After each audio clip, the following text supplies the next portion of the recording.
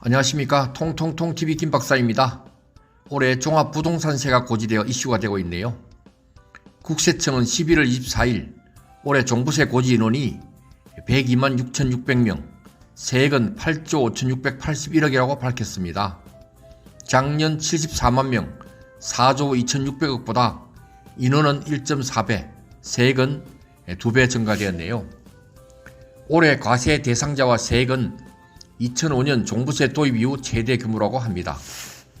내역별로 살펴보면 주택분 94만 명에 5조 6천억, 토지분 7만 9천 명에 2조 8천억입니다.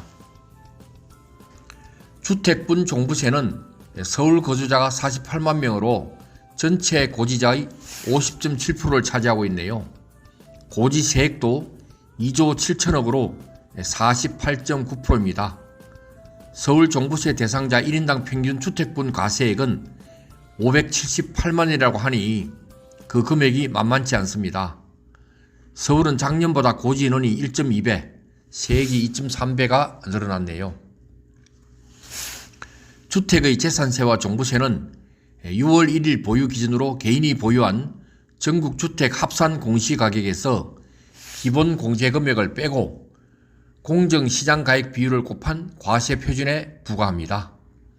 여기서 기본 공제금액은 1세대 1주택자는 11억 원, 다주택자는 6억 원입니다. 그리고 일정의 할인율에 해당하는 공정시장가액 비율은 올해까지는 95%, 내년에는 100%를 적용합니다. 이렇게 되면 1주택자의 경우에는 시가 16억 원 이상이 종부세 대상이 되겠네요.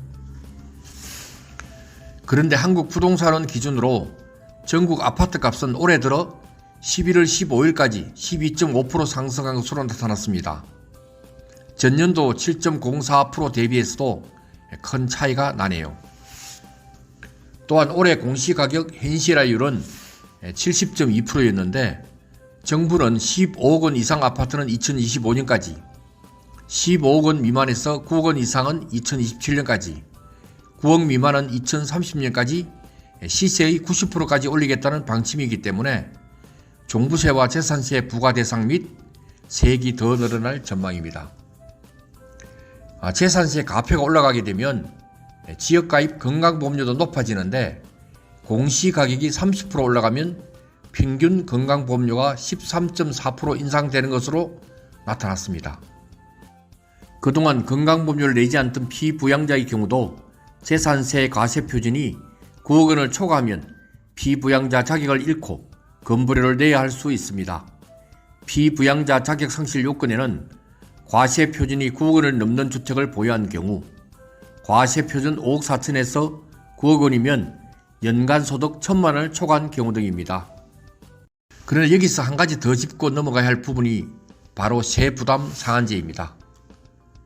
세부담 상한제도는 부동산 가격이 상승함에 따라 보유세도 상승하게 되는데, 이때 보유세가 급격하게 상승하게 된다면 납세자가 큰 부담이 되기 때문에 이것을 방지하기 위해 만들어진 제도입니다.